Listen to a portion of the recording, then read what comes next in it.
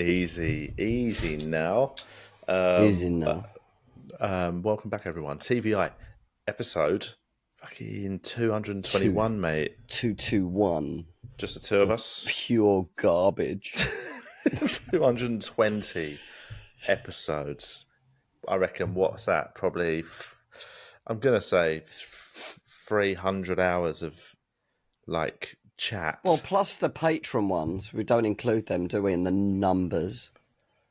There have been additional ones. Yeah, fucking hell, man. A lot of chatting. But also, you know, I reckon if we edit it all down to, like, proper gold, we'd probably have, like, half an hour of gear. Got 4 jokes. But anyway, I look tired, man. I've just got back from Brisbane. I was in Brisbane for 4 days, and I just had one of them early flights. You know, and you have to get up at like 5 a.m. for a flight, and you just feel you just feel dreadful. What? So how far's Brisbane from Melbourne? It's only a 2.25 hour flight. Out on it's still pretty far, isn't it? 2.25 hours on an aeroplane. That's suppose, like Scotland and back. It's not like 2.5 hours on a fucking bike. But yeah, it's pretty far. It's it's on the Queensland coast. Lovely though, hot. The other day it was 33 degrees and like proper tropical heat. Oh man, really? We need that here, man. I'm just really looking forward to summer. Really, you get a bit of that. You got the old SAD going on. What's that? Isn't that seasonal affective disorder when you feel sad? When you want to kill yourself. It's called when depression, you get on the diazepams. Diazepam. But I quite like it when it's kind of frosty but sunny. It looks beautiful, doesn't it? It's fresh and crisp. I don't know. I just really want summer now, though. I don't mind. Yeah. I don't mind all the seasons. I hate wind, though. It's annoying, isn't it? When it's just well windy out, you're like, why?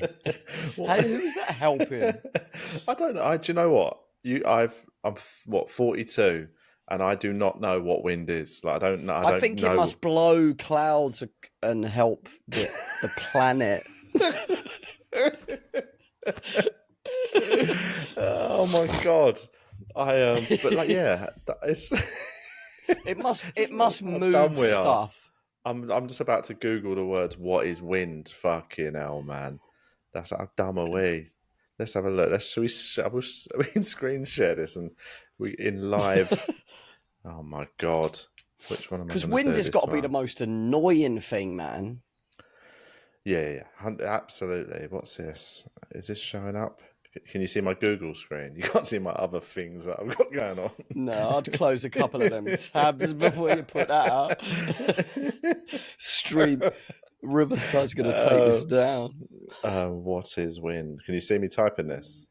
Yeah. All right, let's see. What is wind? Oh, my God. You better accidentally not show your search history. Or have to delete the pod. Where's the nearest brothel? Brisbane, Queensland. I think it's legal download over a VPN for child porn sites on the dark web. How do I get to Epstein's Island? What zone is it for my Oyster card? Here we go. What is wind? Short answer. Wind is the movement of air caused by the uneven heating of the Earth by the sun and the Earth's own rotation. Oh, that explains nothing. That explains shit. It's just the uneven heating, Carl. Oh. Why? Oh, my God. All right, let's stop sharing that, mate. But, prostitution is legal. That makes total sense. But did you know that prostitution's legal here? All right. I ain't a fucking copper. Suddenly you say, all right, man. You do you. No, but I've never. What, I've in never the whole of Australia? I think it is. I'm sure I've walked past. You see my screen share 1 ticket to Australia. How do I get to Australia as quick as possible? Oh, mate, can we cut this short? I've got to get to the airport. Do they have cash points in Australia? The brothels take credit card. But how do I get there now? It's I think it is. I'm sure it's. I don't know if it's state by state, but It is in Spain actually. I've definitely walked past them and seen like. Yeah, of course. Yeah. I have. Actually, Hannah, I tripped and I fell into the door. It was the wind. It was the earth heating. No, they wave at everyone who walks past as if they're They say hi. They call everyone Carl. They call everyone, "What's up, big boy? What's up, big spender?" the usual. They call everyone big spender. No, but I've been with Hannah and she's pointed them out. She's gone, I think that's a brothel. Should we pop in for a freeway? No, I was joking. Yeah, no, of course I was joking. But yeah, it's anyway. What I gather. It's. I don't know if I'm sure there's some states. So what does it say outside the brothels? Then it can't say. Not one brothel on the planet says brothel on the door. I'm now managed to really ruin my Google searches. What are brothels called in Australia? Jesus Christ. Called in Australia. What if it said, I don't know, but you're under arrest? Oh, so hang on. So brothels are illegal in South Australia. They're called police stations, Carl. Oh, somebody says, what's the politically correct term for a brothel? I would imagine brothel. I thought a brothel. So it says a brothel, bordello, ranch, or whorehouse is a place where people engage in sexual activity with prostitutes. However, for legal or cultural reasons, establishments often describe themselves as massage parlours, body rub parlours. Massage parlour. Yeah, that makes sense, doesn't it? Oh, it's New South Wales, it says. There we go. So brothels are legal in New South Wales, that's where Sydney is. So it must just be Sydney where it's legal. But I'm sure I've been with Hannah and gone past one in Melbourne. Suddenly you're trying to get gigs in Sydney now. I'm actually in Sydney in a few weeks. Oh, yeah. So next Google search. Just Google no Maps gigs is now. my next search. No, man, I ain't near me. I ain't about that sort of business. Near me, open now. But yeah, anyway, so what I'm saying is I'm tired, so I've just got back from Brisbane and I've just been up since it's too early, mate. What's been going on with you gigging this weekend? Yeah, I was in Walton-on-Thames for Mock Tudor on Friday. Walton-on-Thames. I know Walton-on-Thames. It's just like Surrey way. It was lovely gig. Yeah. Who else was on? That was good people. Nice crew. Nice crowd. Nice comics. It's good times, man. It is. I like a fun green room. Yeah, I had a really lovely 4 nights in Brisbane, and just I'd never played the club before. It's the first time there. Great place, and Brisbane's a cool city, and just the other comics were all well nice. I had a really nice time. Just you forget sometimes that actually it's fun, innit, when you're just doing gigs and there's nice people on and you're just having a laugh. Often you're sort of overthinking the travel and the, sort of whatever. But actually I found myself really just enjoying the camaraderie. It's my only social life, really, 20 minutes in a green room. Looking around the crowd for the pussy. God. I was joking with the other act. I asked him to film my set as a joke. How hassle is that? Just from going, I said, would you mind filming my set from the back? Oh, man. It's so much hassle. Yeah, that's long, man. It's not like you're going to do anything with it. I know. You know what I mean? Get to film the whole thing, and then you just take one look at it and go nah, I'm not keen on that. Just delete it. We've held it for 20 minutes. Just so it's a bit shaky, yeah. It's like complaining. Do you ever film your set? I do actually, yeah. Really? I do. I never watch it back though. Or put any clips out. Just filming it just for your records. Yeah, I'm going to start banging some clips. I just don't know whether to do like 3 jokes in a row or literally just one joke a time. You know what I mean? Man. Just do one joke. Sometimes it needs a little bit of context, maybe. I don't know. Maybe it don't. I just want to get you need them to be able to hear the laughter from the joke before, just to prove that one ain't as shit as it looks from that standalone. I need them to hear the laughter from the comic before. The context Excuse me, man, I couldn't record the laughter of your set, could I? I'm just putting some stuff out. You want to edit in a list of all the paid gigs you're doing just to prove you're legit. You want a good comic to do a sort of just pop up on screen and go, no, trust me, he's good. he's normally good. Just at the end of the clip. It's hard watching yourself back though, man. Like because I'm working up a new show. I've recorded 2 previews in the last month. It's a good discipline to have though, isn't it? If you can. But I hate listening back to it, man, because it's that thing like, in the moment. That's because it's your stuff though. Not really. No, but everyone gets that with you, man.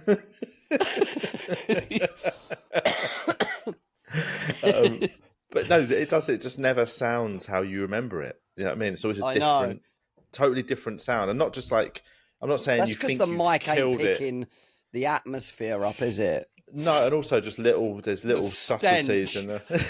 It's not picking the smell up, the smell of death. Yeah, you know what I mean? The mic doesn't pick up all the shit in your underpants from how bad it's going. It doesn't pick up the dry mouth and the fear and the boredom. The sweat running down your back. Yeah, it's that thing of like both previews have been really fun. Obviously, very all over the shop. It's all new stuff, but both of them went well. But now, like when I now have to listen back to them, I know I'm going to remember. I'm remember some bits that I thought went really well, and I'm like, they don't need too much work. And I'll listen back and I'll be like, nah, man, I'm not happy with that. They don't need any work. They need to be binned. But there'll be some bits. That empty bin sound. But there'll be also the good when thing a is bit goes well, that's the worst. Like that's the worst about watching it back because it ain't picking up how well it went either. You know what I mean? Yeah. I mean, yeah, that can happen. It depends. There's certain. You need to mic the audience up. Yeah. There's some clubs who don't mic their audience, and they're like, "I will send you the footage," and they send you the footage. And and you had an absolute killer, and it sounds like you're fucking just eating, just talking to yourself. Doing a sound check. 1, 2. What time's the show start? What time are the audience coming in? Are the doors open? But yeah, it's I've got to listen back to 2 full bloody previews, man. It's going to kill me. Just listening to your own voice is hard, isn't it, man? You know what I mean? It's I odd. did it every day in Edinburgh though when I was there, and it was hard. But you do get a lot of benefit from it. Yeah, I know you do. I know it's important, but it's just I feel narcissistic when I do it. Yeah. There we go. Let's do some questions, mate. We got some on the group. Just on our watching WhatsApp group. Yourself. That's my favourite shows on. Me. Even more mental is when you listen to yourself on I record my sets sometimes of new stuff on my phone and just audio, and I listen back to it with my headphones, and I'm sat on a tube listening to me talk. You're like, oh God, what am I doing? Anyway, from the WhatsApp group, this is Naomi. If you want to join up the WhatsApp group, sign up as Patreon. .com/wearetvi. You can join our WhatsApp group. There we go. And it's been fun on the WhatsApp group. That's the Spartan spin-off's really good. Basically it's the one, if anyone doesn't know, it's our WhatsApp group. It's basically just for a certain people who join a certain tier of patron and want to join the group. And it's a little community. It's really fun. There's been loads of meetups off it. I've met a bunch of people from it. at gigs and stuff. It's great. They've all met up with each other as well, which is nice. That's what I mean. Like, it's become a real social like place, and like where it turns out some of them might live near each other, and it's great. And like some of them live in certain places overseas. There's, Martin's quite a regular in the group, and he lives in Amsterdam. A few people have seen him in Amsterdam when they've been there, and like I had a drink with him when I was there. It's a really nice little showed community. You the best brothels and stuff. his regs. But anyway, his boat. But this one's from the WhatsApp group. It's from Naomi. She says, if one of you died suddenly, which other comedian would you pick to carry on TVI with, and why? It's I mean, that's, be a very different beast, wouldn't it? Sort of. I mean, you've got to pick somebody who would also do all the technical admin, so you're limited. I've just got to pick somebody who's a fucking funny psychopath. What I've got, which is all comedians. No, what I mean is like I don't know. I think it'd be hard, isn't it? I think if you died, I think I would call an end to it. I don't think I'd just fucking one vegan idiot. Yeah, it's not like EastEnders where you just get another bloke in who just looks a bit like him and just pretend nothing happens. I don't know, really. Yeah, I think I would. We'd have to get the patrons to choose somebody. Yeah, true. I suppose. Yeah, probably. Actually, that would be it. Like, I'd put it to the listeners and see who they would like me to do it with. But and they'll be like, "Oh, I wish it was you that died, and not him." I would call it a day. I think if you died, that would be the end of the podcast. I reckon.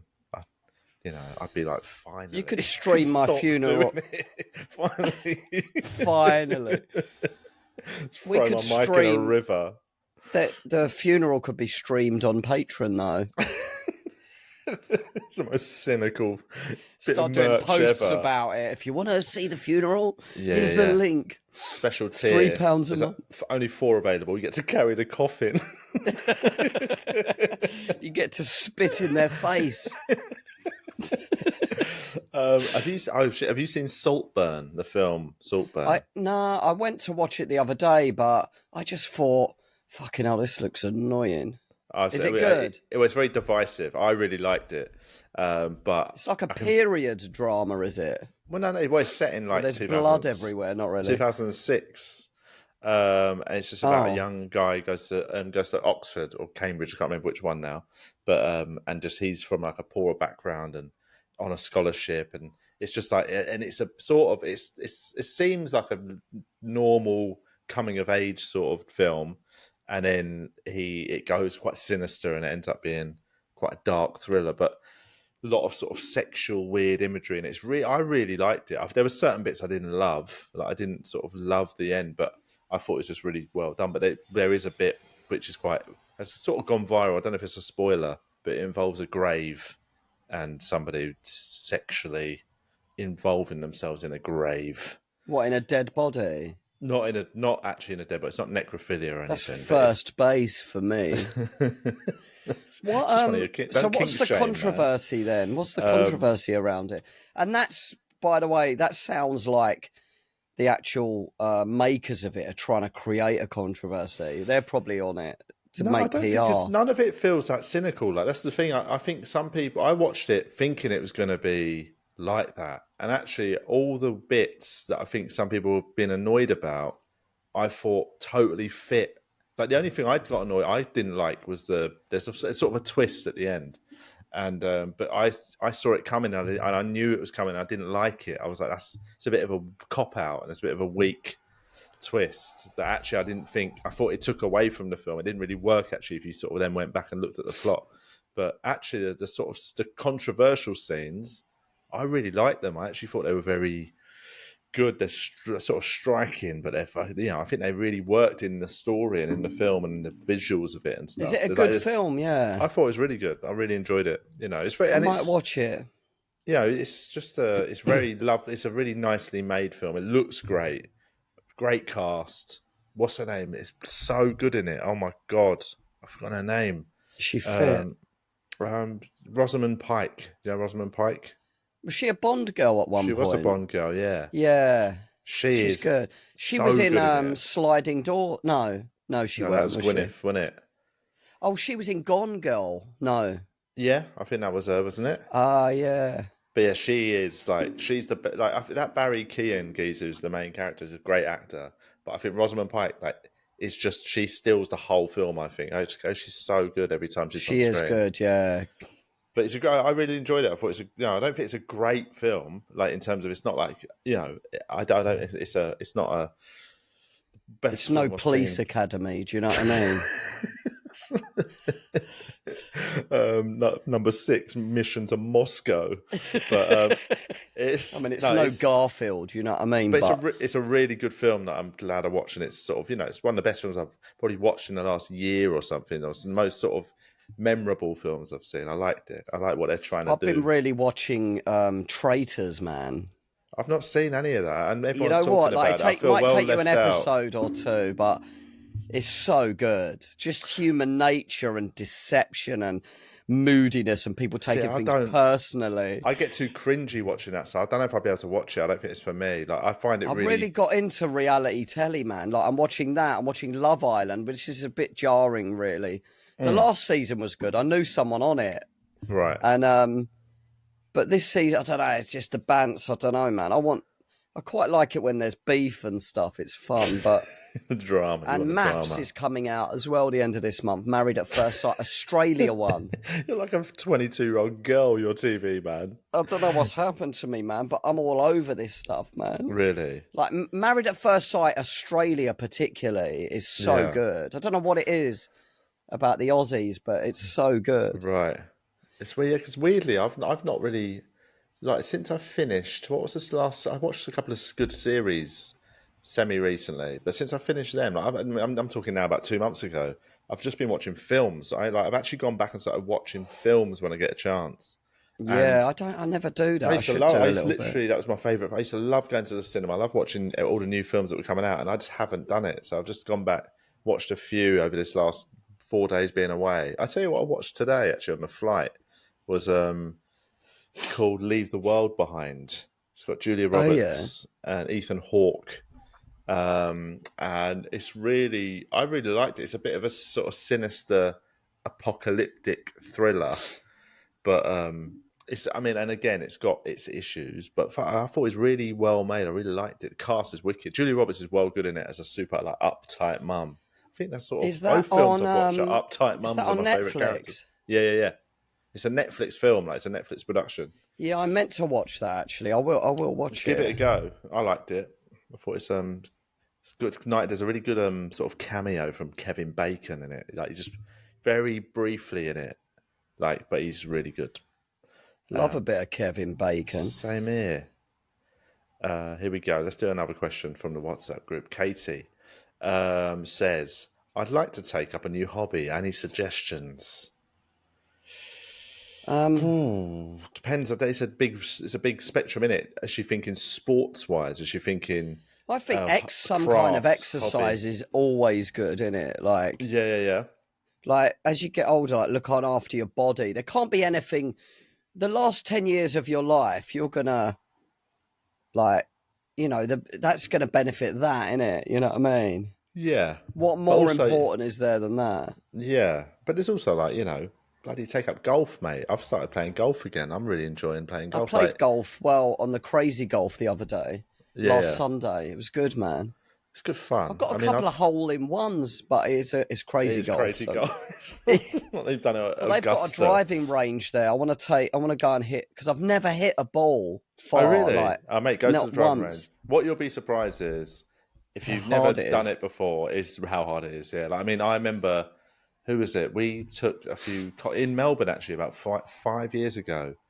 Me and Aussie comic Dan Connell took some British comics who were over for the festival as well. We took them for a round of golf, and it was Ivo Graham, Phil Wang, and someone else, can't remember. But it was watching Phil and Ivo, who'd never played before, watch their realization on the first tee at how hard it was when they physically couldn't hit the ball. You know what I mean? They were just I thought Ivo might have been a golf guy. No. But I mean, like weirdly, who is it? I don't know what. I didn't remember. think Phil Wang was. I don't know why. But like I think Phil sort of started to get the understanding of the very very basics of it by about 3 or 4 holes in. But like I He was did a having martial really art torrid growing time. up, Phil, didn't he? I don't know what martial art it was. I don't know. Maybe karate or something. I don't know. But I mean, golf it's well hard at the start. Like my brother-in-law went the other day with some of his mates, and I saw him when he like later on that day. I went, "How'd you play?" And he just looked fucking almost sad about it. He was like, "Mate, I had an absolute shock." He said he didn't hit a single ball like properly off the tee. Every single time he'd just scuff it and it rolled 10 foot, and like it's just so frustrating. But it's also so funny though.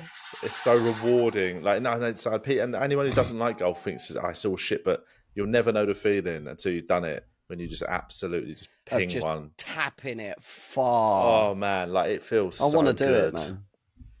It's I mean, yeah, I'd say the driving range is a really good little introduction. But so I've got one down the road at the O2. My mum's garden actually backs onto an 18-hole course. I could, they're all the fence, mate. Yeah, man, just nick all the balls. I'm going to Paris in half-term holiday next. For Ren wants me to take her to Paris. Oh, nice. So I was like, yeah, all right then. You're getting the Eurostar. And then like she's really on it. She's looking at it like, and I'm like, oh. But I might just drive there. I said to her if she goes into school every day this week because she's not been going. Yeah. And there's big issues. I'm getting fined and stuff. Really? Yeah. What? But she's just. Sorry, it's a serious issue, but I didn't. Hang on, is that what happens? Because obviously, this is years ahead. Like I've only Twilight. I've got years until this is an issue with Twilight. Her attendance at school this year. They had they had a bit of a difficulty in the family, like her uncle earlier in the year, and it kind of shook her up a bit. I think because they're quite close, her and her uncle, and like shook her up, so she's really anxious before school now. And when she has having like a panic attack, I'm just like, just get back in the car, like we'll go bowling or something. and so we've had meetings at the school, and they've arranged, so she's just going in now just for the half day and coming home at lunch each day. Everyone's been really supportive. But the attendance officer was like I just rang them. I was on the phone for like over an hour with them. They're on it, man. They're strict as fuck. They're like a copper. There's fines. I didn't know that it was fines. This is totally. I mean, it's actually past the fine stage. Like it's 120 quid per parent. And I was like, look, I'd sooner pay the fine than pick her up and take her in when she's in that state. Yeah. I said, I'll just pay the fine. Like, I'm not going to, I just said to them, like, I'm just not going to do that. Set up a direct debit. But I didn't she's realize learning at home and stuff. She's doing her work. But when you say a fine, is it a fine each week it happens, or is it a fine I don't each know. time? I've not had the fine yet. I don't know how frequently. I didn't know. I just didn't know that was a thing. I didn't know you could get fined. I mean, the last resort is to deregister her from the school. You're allowed to do that. That's what I presumed. Like, would be. I thought they would. But I think it's a phase, and I'm kind of like, it's a phase that, and we're going to help her through it. Yeah, and she's going to come out of it. You know what I mean? Yeah. But basically, if she goes in every day this week, I'll take her to Paris. But I can't sustain that. I'm not. I can't sustain that. Like. If you go for 2 weeks, I'll take you to. It ends up being like if you go for a full month, we go to Disneyland. Yeah, you should. I mean, I will say it. Like, obviously, Disneyland Paris is fucking wicked. I say but that she doesn't even mean Disneyland. She just means Paris. I hope. Yeah, but if you're in Paris, though, it's literally like a half an hour train. But like is it? Just saying, it's right outside the city. Can no one tell her that, please? I was just thinking that she wants to do 3 days. It's just quite long, isn't it? Like, she's 10. I also get the thing that, I book a hotel room. I look like an old nonce. Well, no, because I think,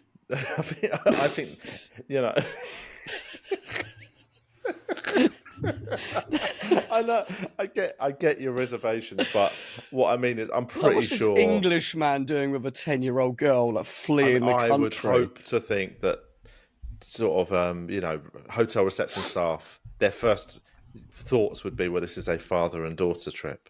Yeah, until I got the French police at the door, like in Hello, Hello. French resistance. I think you'll be fine. I think, it'll be clear that you're not a couple. Yeah, the laws are different in England. You don't. I thought you French lot would be into all that. You're into all sorts of freaky stuff, innit? Take her to the Moulin Rouge. But it's a wicked city, like Paris. There's loads to do. I'll take her to the Louvre, the Eiffel Tower, the Sacré-Cœur. It's nice around Montmartre and stuff, isn't it? Montmartre's like nice, the arty square and that. Yeah. I just think we could do it in a day. Like, she wants to do 3 days. I mean, to be honest, you can do we've done it. Me and Hannah once did a day trip where we got the 8 a.m. Eurostar, or maybe the 7 a.m. Eurostar, into Paris, spent the whole day there. After dinner, jumped on a train back to London. We were home by 11 p.m. St Pancras in it, yeah. Yeah. It's wicked. I can drive to Paris from here in for 5.5 hours, but oh really? But then it's hassle. Like going to Liverpool, like a distance. It's about 250 miles. Yeah, I suppose. But then you have got to get on a ferry or get on the train, and then there's also things like the Eurotunnel. You don't. It's not a road. No, you don't drive through it. I'm 100% sure you don't do that. I mean, I might. What is the Eurotunnel then? The one that the train goes through. Oh, it's just a train, is it? Yeah. I thought it was like the Blackwall Tunnel. I'm pretty sure it's not. I mean, that is. I would be. Let me see what it says. I'm sure you have to get a ferry. I've never given it any thought at all, but I just thought I could drive through a tunnel. Let me see. Driving. No, I don't. It's just a train, is it? Okay, that makes sense. Because we got a coach to Paris once at school, and we just got our coach just drove onto a massive train and then went into the tunnel.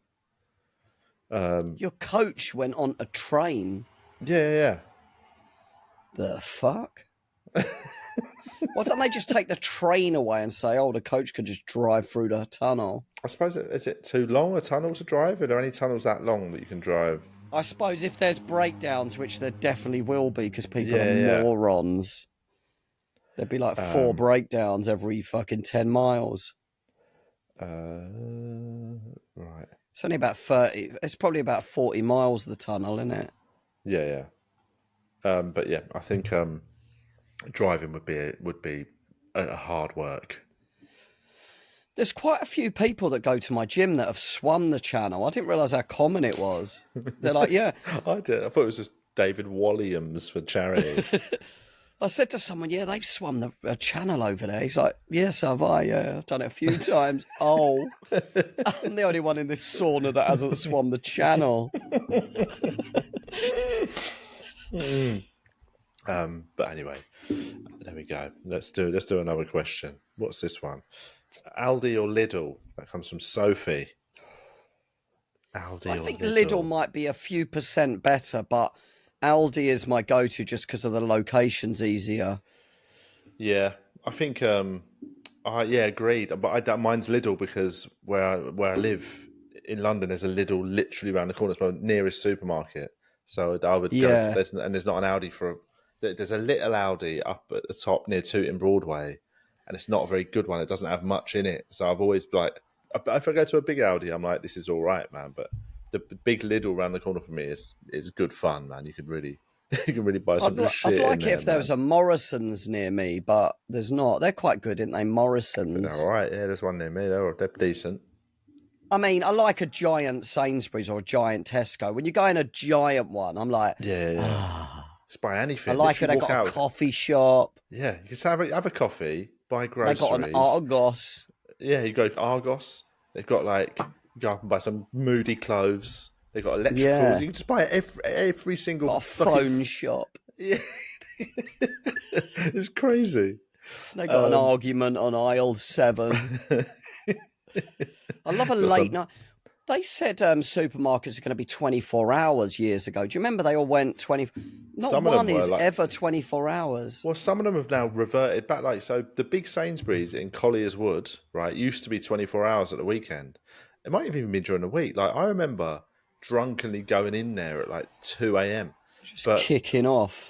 And now it's just not. It shuts at like, I think midnight or something on a Friday, Saturday. I think business-wise, there was always about 4 customers at like 4 a.m. or something, drunken, and they just stopped doing it. But I like it that when you're in a supermarket late, it's nice. Yeah, when it's empty, it's great. There's a big, when we used to live up in Harlesden, there was a big Asda, and that was open. I feel like that might have been open 24 hours on Friday, Saturday. So I remember going in there like on the way back from gigs, driving down the A40, and just going in there so late. Get some condoms. Nick some condoms Johnnies. And 20 Benson, please. When you're all gurning. But yeah, that's some Durex lube. Here we go. Right, Carly, gun to your head. Which celebrity reality TV show would you do? I'd do The Jungle. I wouldn't do The Jungle. I think I'd do Strictly. Strictly would be the one. Like Strictly would be fun because you'd be learning as well, like exactly. Dancing. Learn to dance with a pro. Good fun. It looks fun. Like I can't. What are the other ones? I wouldn't do the ice skating. I wouldn't do The Jungle. I mean, I don't know. I might do it like you're learning. I'd do Gladiators. Is that they're doing celebrity? It started again, isn't it? What are they saying? Yeah, it's just started. Yeah, I've not watched it yet. The new one. What are they saying? Are they got any? I mean, would you do Big Brother? Nah. I don't want to live in somewhere. That's what I wouldn't do in The Jungle. I don't want to live on camera for that long, man. I know it'd be hard work. I just want to have a look and see what the new UK Gladiators are saying. Wee wah wee wah. You seen them? Do you want to have a look? Yeah, show us. my Google search history is going to look filthy, man, after this on today. Brothels, Gladiators. Here we go. Can we have a chat, Carl? TVI HR want to work. Here we go. Look at this big geezer, mate. Look at the size of him.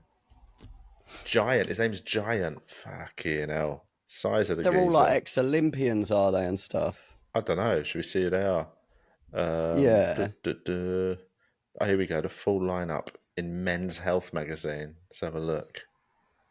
Do you ever read Men's Health? You strike me as a Men's Health sort of reader. I don't really know.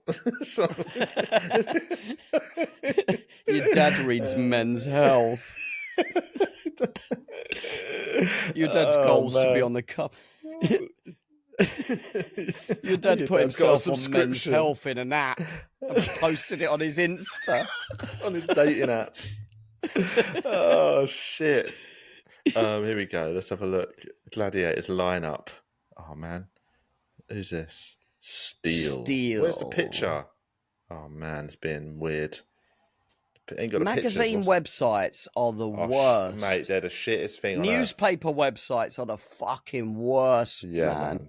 Fuck that. Begging you for money, pop-ups every minute. You can't read the rest of the article. Like, fuck off. That's the most annoying, when you don't realise it's behind a paywall and you start the article and you get one paragraph in and then it all starts fading out and you're like, you piece of shit. You know what I mean? You fucking cunt. I wanted to see the top 10 disfigurements. Oh, man. I hate it so much. I wanted to see how much they've aged in 30 years. You piece of shit. You won't believe what this child's star looks like now. And then you're like, well, they're an adult? Now. No way. I can't believe they're now a man. Oh, God. All right, let's have a look. Here we go. Bonnie says, any plans to tour the podcast? Not really. I don't think Not now. You're in Australia, lazy. but when you get back, we'll do another. We should do a live one. We should do something in London, I think, and maybe maybe somewhere definitely. else. Split it. Do one, two, one somewhere. We could do like a neutral the old rope venue's a good little venue, isn't it? Where's that? Fighting Cocks? Nah, the Phoenix. Oh, the old rope. Sorry, I don't know why I thought I was thinking outside the box. Old rope. Oh, yeah, the Phoenix. That's really nice. Yeah, that's a good shout. Here we go. Let's do this one. So yeah, we'll have a look, Bonnie, and we'll let you know. Here we go. Do either of you have any gut feeling? This is from Jason, about how much life is left in the pod. Oh, so how long are we going to do the podcast for? I don't. All right, Jason, chill out. He's obviously got a feeling. His undercurrent areas. He wants to, he goes, look, I want to stop listening, but I can't. No, I think. When are you going to wrap it up? You guys, I love the podcast, guys, but have you thought about not doing it instead? I love the podcast, but I like other things, like not the podcast. Yeah. What I like more than listening to the podcast is not listening to it. But I think because it's now, especially now doing it remotely like this, it's pretty. I mean, it'd be pretty. We'd have to be pretty lazy to not do it. You know what I mean? If either of us were like, it's too much work, I'd be like, we don't know what work is. I genuinely enjoy it, more than being on the road. To be honest, it's way easier. Lazy boy.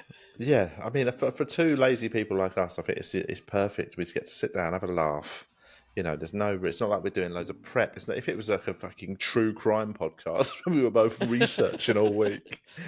It's literally normally just this time, let's chat, then get some questions and just go for it and just have a bloody old We're going to laugh. start popping it on in exact times and stuff, aren't we? It is going to be more regimented with the release. Now this Riverside has made it much easier. We've worked out, it's given us the freedom to record remotely better quality ones and have them, we can just schedule them and they'll go out, be much sort of we'll be better at our admin. Here we go. So yes, Jason, I think in terms of how much life is left in the pod, it's indefinite, I would say, currently, until Julian goes to prison. If they got Wi-Fi in prison, though, that'd be great. That would be amazing. You're on the inside, mate. Getting bummed. Right, Bill says, I know you two try and avoid reviews about yourself. Don't worry, this doesn't actually then say a review. I read that first sentence and Carl, I was like, what do you think of this? But Carl, are you thinking about killing yourself after this one? No, it says, I know you two try and avoid... He was dead behind the eyes dealing his material. It was well-trodden ground. Here we go. But has there ever been a review or comment that pissed you off? So I got trashed in Edinburgh by some lemon on Chortle.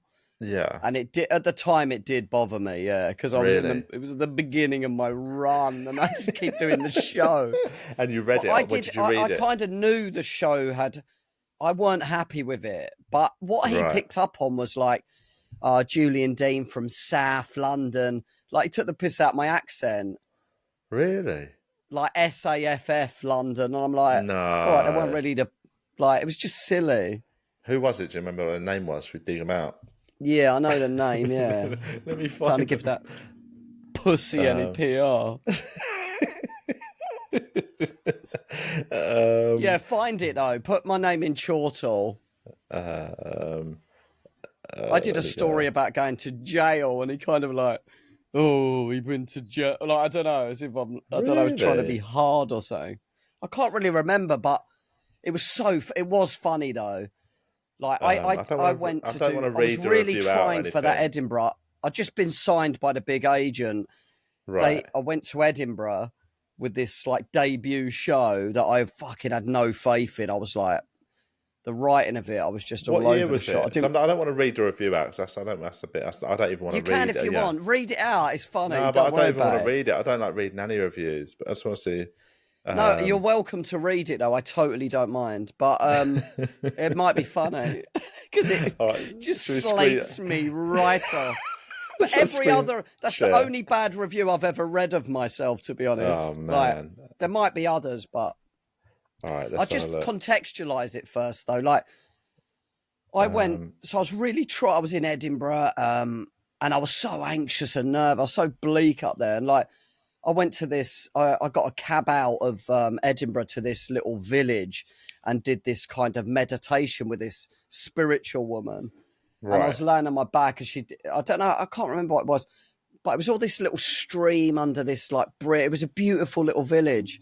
And I got in the cab, and I was refreshing like the website all the time. And then I just read this review, and I was on the phone to McCaffrey. I got a feeling like shit. And the cab driver let me off the fee because I was so depressed. Oh, no. Oh, it's so funny. Here we go. Is it there? Yeah. Can you see it? Could you get his name out of it? Fuck that guy, man. Paul Fletney is his name. Because I knew him. That was the thing. I knew him, actually. I knew Paul Fletney. I met him a few times. Because he walked in the show, and I didn't really recognise him first of all, and he said hello. And I was just kind of like getting ready for the show and that. And I always thought it's because I didn't say hello, he went a bit hard. I've not even read it, really. I'm just scanning down to see what he's... Shall I read it? Well, he says a lot about... Basically, this is the end bit here, I suppose. He basically talks Deane about what the show's may be a handy gag writer, but he's not one of comedy's great orators. And the story doesn't develop nearly as... I mean, you know what? Reading it in hindsight, it's not... You know, I agree with a lot of it. Yeah, I mean, it's not as... Yeah, it's definitely not as bad as you made it out. I was getting stoned every night. I was drinking every night of that year. Yeah. I'd have a spliff rolled until... He complimented one joke, and he actually spelt Quran wrong, but... yeah, I think this I'm isn't surprised that bad a didn't review let the story fill the entire show. He's basically saying that the story was interesting enough, that should have been the whole show, but instead, he felt like you sort of didn't give it enough time to... I basically did my Club 20. And then did the story. Yeah. Yeah, I don't think that's that bad a review at all, mate. That's it's nowhere near as bad as I was hoping for. What, 2 stars I got? But no, forget the stars. But when you read it, I've read 3-star reviews back in the day that like sounded dog shit, and you were like, that would be embarrassing to get. That's not an embarrassing review to read. There's nothing horrific in it. It weren't embarrassing. It was just deflating. You know, when you spend so much money going to Edinburgh. Yeah. You know, you actually had to advertise on Chortle to get them to review you. Oh my God. Which I resent. The only review that I can remember reading that annoyed me before I stopped reading them was one who called me homophobic because it was in the Metro, that well-known gay paper. No, probably a bender who wrote it. Well, I mean, this is a true story. I said exactly that line the night after I heard about it. I did. A reviewer came to review me, do a preview in London. It was the last preview I did before I went to Edinburgh, and a reviewer reviewed it there in London and wrote a review where basically in the show there was a story about how, do you know, like when you're teenagers and you use the word gay as a sort of insult, like gay. Yeah. I told a story about me and my mates, and in the story it's about me saying that to my mate Lebby, and going like gay during a really serious moment when he was like saying something really profound. And in the story, when it's best used though, that word. But I set the story up by saying like, this is what we used to talk like. Nowadays you don't really do it anymore. But like, and the point of the story was to highlight how immature and shit I was when I was fucking 17, whatever. So there was obviously a context. Did the routine, did the rest of the show. It was funny, whatever. And then I had PR for Edinburgh that year, and she called me, like, it came out like the first few days of Edinburgh, and she called me and said, look, I know you don't really want to read them, but I think you might want to know that the Metro have called you homophobic. And I read it, and he literally said, like, he's on stage using the word gay as a insult. And it was like, well, you've just totally left out of the context. That's typically somebody who's never reviews comedy. Yeah, probably. Who's just new to it, who's an absolute fucking, like, how can you not understand what you're doing? You know what I mean? Yeah. But then stupid. That night on stage, and it ended up being part of the show, was I did a thing where I did the routine, and I said to the audience, "Can I just check? Does anyone in this room think that was homophobic?" And I never got a single person to say yes. And I just said, "Well, yeah, because it's weird because our reviewer heard that routine and missed the context seemingly, and just called me homophobic." And then the punchline was, it was probably just some bender in it, like that. And I just did that and just carried on, which, like, that is sort of a fun bit of irony. So I that was a joke I ended up doing off the back of him saying I was homophobic. He turned me homophobic.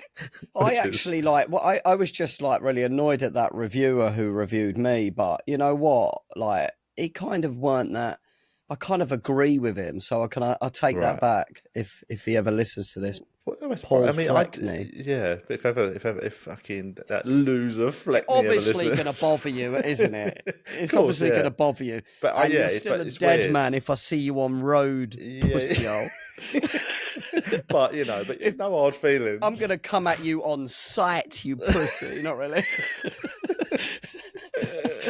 No, but it's fair enough. It's fair. It's funny. It was a fair review of the show. It's my point. It's quite funny reading that. You're like, having read that now, you read it and it doesn't feel that bad. It doesn't even read that bad. It's because I'm not emotionally attached to it. Yeah, but when you're in Edinburgh, lonely, missing my daughter, it was her birthday.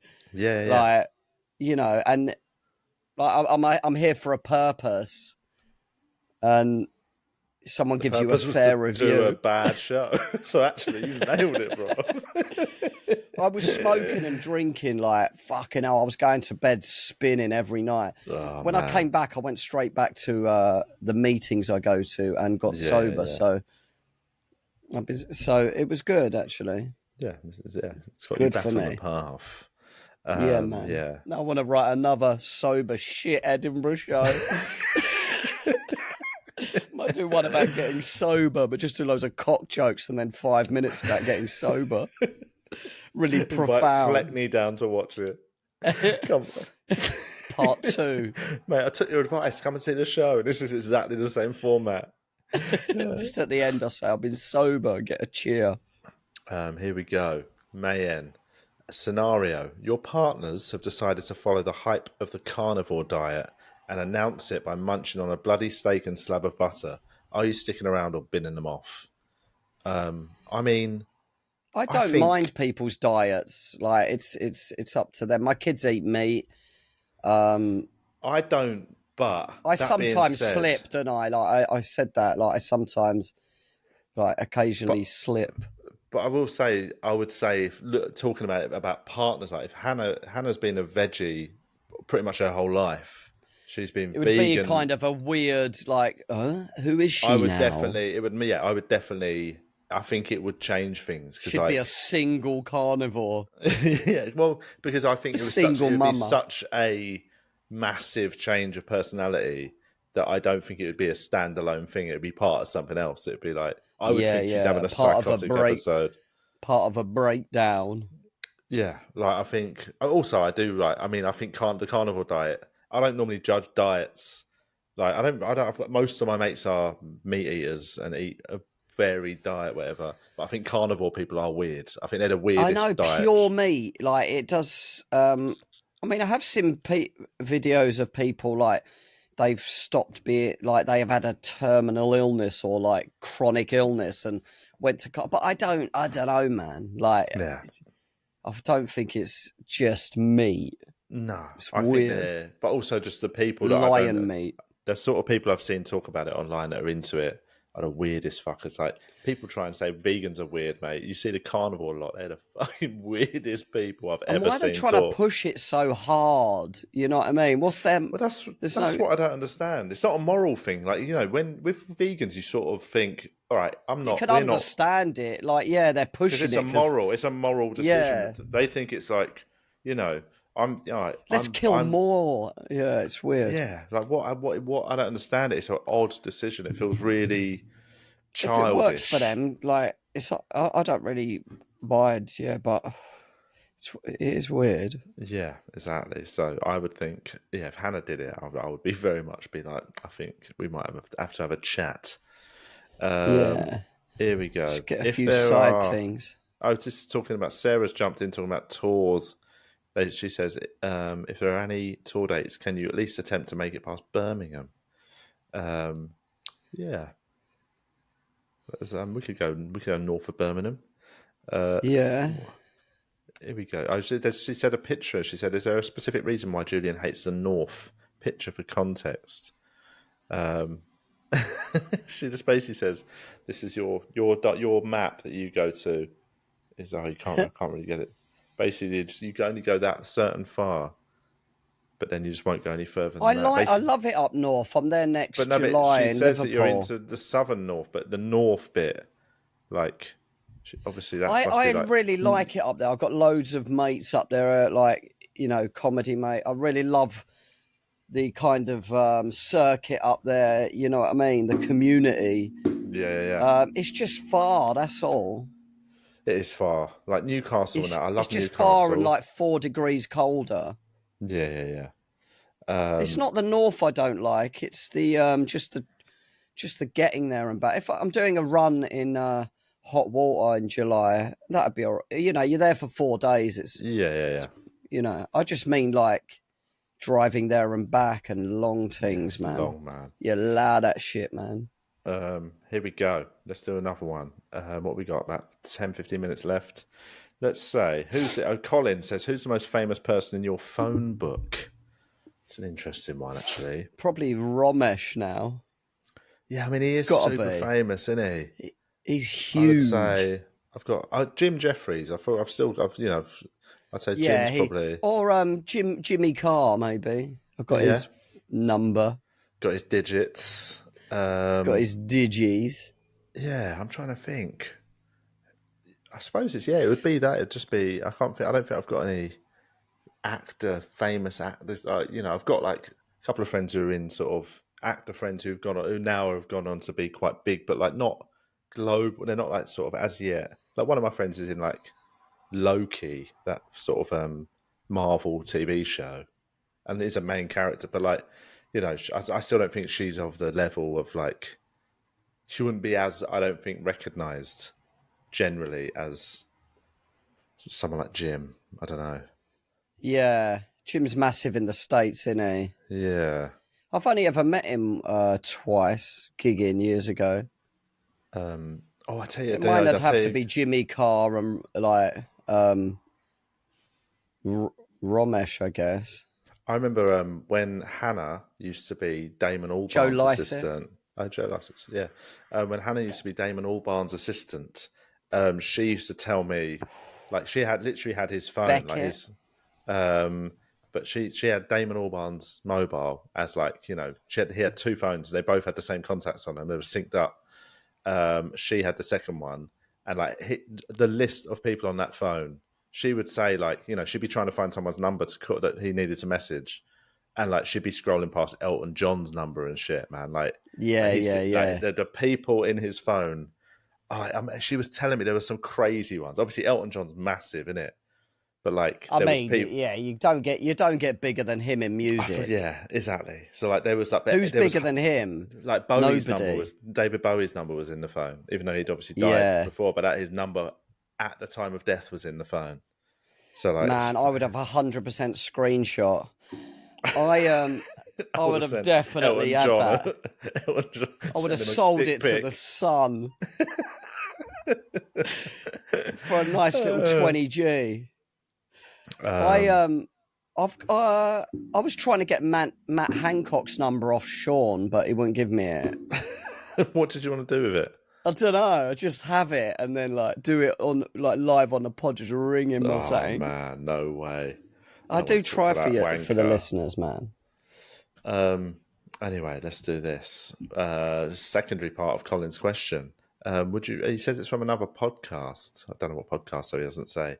Would you rather have £100,000 tax-free paid into your account, or have £1 million in 50p coins, but you can't change them to any higher denominations or put them in the bank? That's a good question, but definitely £1 million. Well, I mean, yeah, you've got to like. It'd be so annoying, but that would be the work, wouldn't it, for £1 million to carry bags of 50s around? But I'm sure you could just say, if you were buying a house, you could buy a house and just say to the person, "Look, this is the deal. I've been given £1 million in 50p's. I'm going to give it to you. A bank would definitely take. Exactly. Yeah. Yeah. A bank ain't going to turn away currency. Exactly. So if it was a £700,000 house, say to them, "I'll you'd give have you to get a van. You'd have to 750,000." hire a van for the money, wouldn't you? Easily, yeah. I mean, in 50p's. Boxes. But what you do, you just count them into like £1,000 bags, heavy bags, and just get a trolley, put them in a van, go down Barclays. I think it'd be fine, yeah. And stand in the queue. It would be well annoying, but I think that's £900,000 more than the alternative. I mean, it's a no-brainer, isn't it? Absolutely. No, I'm gonna pay I'm gonna lose 900 grand just for the hassle. Fuck that. I'll take the hassle, man. Yeah, you just do the graft and fucking get the house, innit? Sorted. Yeah. Martin's coming in with one of his questions to try and rile it up. He says, "Who's the funniest of you two, Carl or Julian?" I mean, there's no way of, it's all subjective, Martin. You know what I mean? Julian's the quick fire joke man. I think Martin is, but I'm the story guy. It's different sets of skills. I'm the pedo guy. You're the one taking a 10-year-old to Paris for the weekend. You definitely do things that I can't do though, like like store on stage and that. I just find it hard. I don't know why. Just to be relaxed and go through that's it. That's what I mean. Things funny and like. It's. I mean, it's just like styles, isn't it? Like you're a better joke writer. Hence the fact that you can do it not just for yourself, but you can write for other people. I can't write for other people because I physically can't write something that sounds like a joke that would come out of another person's mouth. I can only write that's just stuff talent, that sounds like me. That's just talent. But yeah, I think I know my. I mean, I can't do that easily though. It's not like that's but some easy. People I have to work. Yeah, but most comics can't do that at all. I know so many comics who are good comics on stage, but can't write for other people. If you try to get them to sit down and write an actual joke for, I don't know, Jimmy Carr, whatever, they wouldn't have a clue how to do it. So it's a skill. It's definitely a raw gift. God given. It's just blessed like Jesus Christ. Maybe I'm the son of God. Maybe. But yeah, so there we go. Let's do one more question, then we'll start wrapping it up. Timmy, he says, "What's your handwriting like?" That's an interesting one. Not bad, really. My handwriting is when I want it to be. When I was in primary school, when I joined a new school when I was 6, I always remember the teacher looking at my handwriting and holding it up to the class. I was the new kid. Yeah. And she was like, "Look at this handwriting. You should all be as good as this." And I never felt so mortified. Oh, man. That's good. At least it's a compliment. Yeah, it was a compliment, but I was like, oh. So I went anti-boffin from then on. I've got pretty bad handwriting, especially again, like if I'm just rushing and writing stuff down like a shopping list or something, it is ineligible to most people. Like, don't you think girls' handwriting is all the same? It's always neat. It is neat. So little love arts in the eyes, not really. Yeah, exactly. Lovely little curly squiggles on the G. Little flowers on the J. Yeah, just fucking grow up, you fucking idiots. Fucking come on. Just write down the consent form and fucking let's get on with it. Get on with it. Come on, let's move this forward. I said, fucking sign it.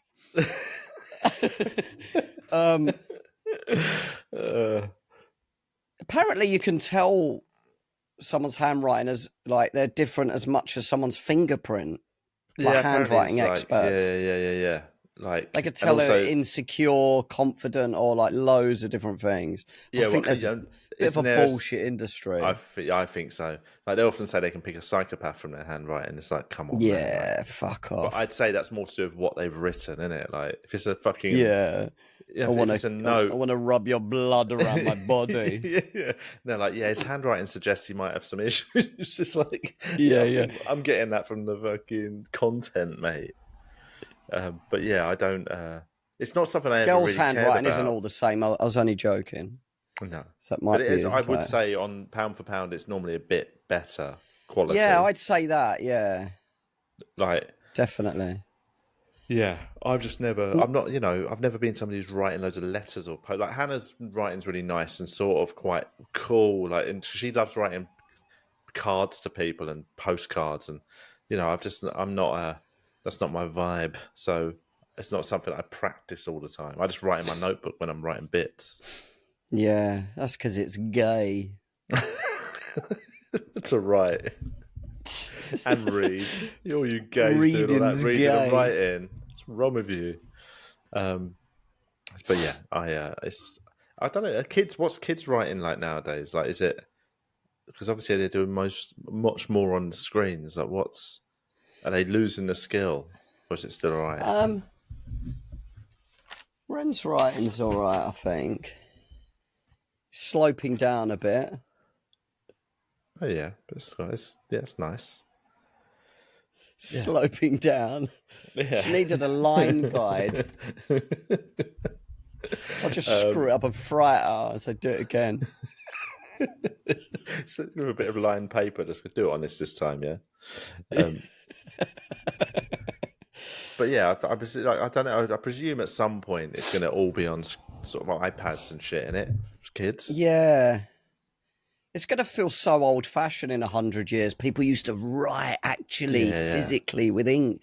It's like it would look like an old art form we've now lost. Yeah, or us thinking about people when they used to just chisel it into a little rock. Yeah, it's into a tablet. Yeah. It's going to be the equivalent of that. Like the murals on the pyramids. Like, look at the art they used to do when that was just standard. Yeah. Yes. Now, like, look at the little squiggles and the intricacies in the letters and the pen. Yeah, it's mad. But all right, there we go. That's enough questions. Let's wrap up proceedings. I'm gonna go to bed and sleep. I was gonna say sleep for ages. I'm not. I'm gonna, do you know what? I will say actually. This obviously sleep. My sleep at the minute is a bit shit. Twyla's sleep's gone a bit funny, so I just find that I'm awake a few more times in the night than I used to be. Like for the last year or so, my sleep was good, but I went to Brisbane for 4 nights, and I was convinced I was going to just sleep 10 hours a night and just have this amazing sort of recovery period. And I just realised I can't do it I feel like, when I sleep. If anything, I slept worse being away from them. Yeah. Sneeze. Fuck. I've been using this tea. It's called Night Mode. Yeah, what's in it? I don't know. I should read the ingredients. Yeah, but absolutely. I swear to God, I'm definitely sleeping better. I don't know if it is psychological or what, but I'm definitely sleeping better, man. Night Mode tea. It's from Herbalife, and I'm not trying to sell it, everyone. Here we go. He's managed to drop a plug in last second. But it literally is like, my insomnia was crazy, man. Yeah. It was killing me. But do you literally drink it before bed? Because if I drink anything before bed, it's just a bit of water. But it's hot and it's really like a peachy kind of flavour. Right. When I drink it, whether it's psychological or not, I curl up and go to sleep and have a good sleep. It's definitely... I don't know if it's a placebo or what, but I'm just going to keep buying it and doing it. It's better than a sleeping pill. It's got some wheat fibre. It's got natural flavourings. It's got saffron. That's one of the herbs. Saffron, yeah. It's got. Has it got B? Has it got vitamin in it or something? Vitamin B6, and it's got riboflavin. Yeah, there we go. Okay. It's not cheap. It's about 25 quid a tub, but you only do a teaspoon. It does last for a long time. Okay. But I really like it, man. Okay. If I stay out, I'll take it with me. Right. Yeah, I need to just get my available on my website. Not really. Selling it after gigs. You can set up a Herbalife table back in the room. Right, let's wrap things up. Thanks everyone for listening. Thanks patrons for all your questions, and we'll be back. I think next week probably with a guest. I reckon we'll do. Let's do a guest. Maybe week on, week off guests. It's quite nice just having Sounds good. Having just a catch up. So yeah.